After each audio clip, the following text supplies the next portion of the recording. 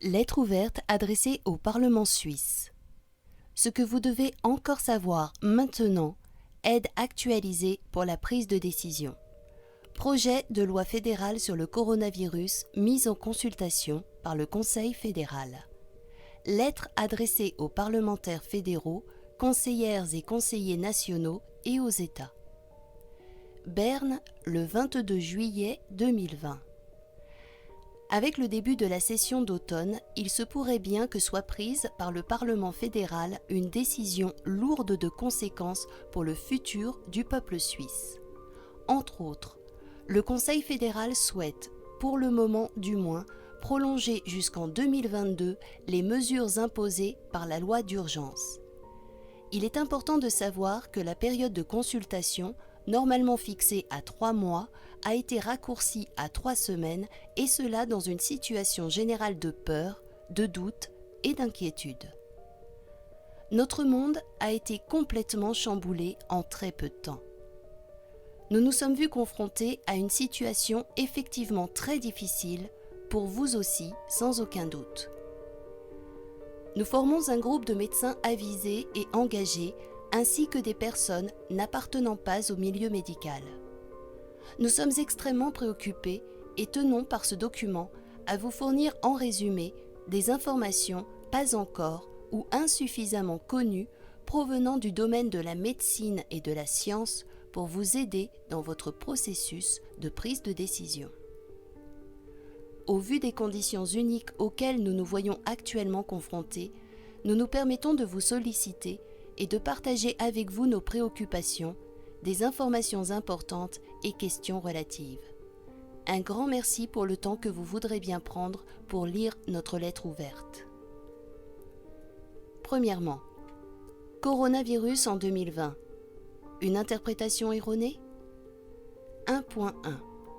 Le coronavirus 2020 n'est pas un nouveau phénomène, même si certaines séquences de l'ARN à mutation rapide sont nouvelles. Chaque hiver, des coronavirus provoquant des maladies infectieuses respiratoires affectent environ 15% de la population et provoquent des rhumes et des grippes sans qu'il y ait de différence médicale significative entre les années. 1.2.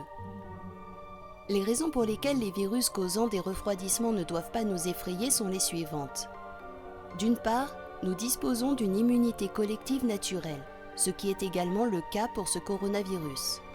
D'autre part, nous avons à disposition des mesures de protection plus efficaces, plus rapides et plus simples que l'option du vaccin communément connue. Des options rapidement applicables tant au niveau médical que thérapeutique, non spécifiques au virus, mais également efficaces pour les malades souffrant de maladies virales. 1.3. Ensuite, au niveau médical, il y a des maladies de refroidissement viral bien plus significatives que les coronavirus. Par exemple, le virus de la grippe qui, à lui seul, a causé en 2015 la mort de 2500 patients en Suisse. Comment se portait la population suisse en 2015 ? Et comment se trouve-t-elle aujourd'hui par rapport à 2015 ? 1.4. La science a-t-elle été ici une cause perdue ? En 2020, la science en Suisse a connu une période très difficile. La connaissance sans instrument de mesure correcte, une nouveauté dans la médecine suisse ? La connaissance sans référence ? La connaissance sans discours approprié ? La connaissance sous la censure ? Des résultats scientifiques prédits et dictés d'en haut ? 1.5. Augmentation de la défense naturelle contre l'infection. Nous connaissons les mesures préventives décisives et efficaces. Sommeil 8,5 heures, réduction du stress, vitamine D3 et autres. Elles n'ont pas été considérées comme prioritaires avant ou pendant Corona 2020 et n'ont pas non plus été mises en œuvre. 1.6. Le port du masque hors de l'environnement chirurgical est manifestement malsain tant au niveau corporel que physique.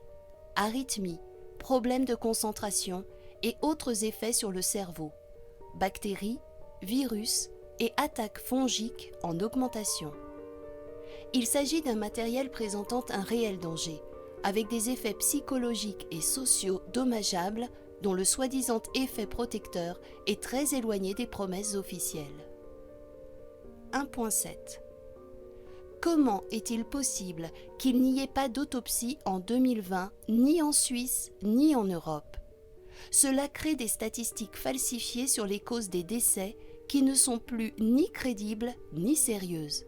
Même des victimes de la route, pour autant qu'elles soient reconnues positives, viennent à être comptées comme des décès suite à la Covid. 1.8. Des contradictions vécues. Effet protecteur ou urgence du masque dans le temps. Distance sociale en théorie et en pratique dans le temps. Utilisation incorrecte de termes techniques. Par exemple, termes de pandémie. 1.9. La vaccination génique, dont le principe est propagé dans les médias traditionnels, n'a pas encore été testé et sous la forme prévue, restera durablement inscrite dans le génome de la personne vaccinée. Elle se retransmettra d'une génération à l'autre de façon permanente. Nous disposons de rapports sur des expériences faites avec cette nouvelle technologie qui date du temps de la grippe porcine, enregistrant un nombre de décès nettement plus élevé. Pouvons-nous accepter ce risque pour nos familles et pour la population ? Des priorités moins coûteuses et des alternatives réelles aux vaccins telles que l'appliquent de nos jours déjà la Chine et la Russie, vaccins inactivés sans impact sur le génome, sont restés sans attention. 1.10. Les statistiques de la Covid. Le nombre de cas, entre guillemets, comme exemple de la nouvelle absence de sérieux suisse. Les références nécessaires font défaut. Validation des tests, spécificité et sensibilité des tests, information sur la fréquence des tests, enregistrement et classification des patients et des non-patients, ventilation par gravité de la maladie, etc. 1.11. La deuxième vague. Mise en scène par les médias et les autorités ? En tant que phénomène, la deuxième vague n'existe pas. Ce fait est connu par tous les médecins et scientifiques qui se basent sur les faits. La meilleure des solutions serait que nous nous préparions à affronter une vague continue, tel que cela a toujours été le cas durant les dernières années, sans bouleversement particulier. 1.12. Une vaccination ne protège pas complètement. Tous les essais à ce jour, même ceux de longue date pour trouver un vaccin contre les virus de refroidissement, ont démontré une protection lacunaire. 1.13. Les virus ne peuvent être éliminés, même avec un grand effort. Nous devons plutôt nous demander de quels efforts avons-nous besoin pour rester dans une proportion coût-bénéfice raisonnable ?